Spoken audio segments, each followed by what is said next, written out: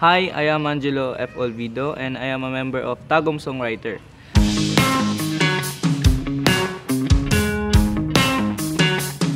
So, I started my music since I am grade 6 ko. Ako ang mama ug papa is into music na sila. Ila akong gitrain. So title of the song na akong gibuhat is title nga no. I have a ex-girlfriend. I'm so in love with her sa una, karon dili na.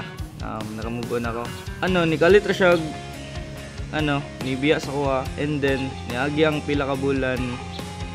Her mother told me na she's pregnant at the age of 19.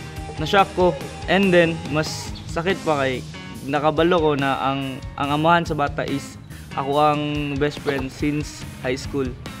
So I decided to write a song tungkol sa kuwang gibati para mabawas-bawasan. So that's all.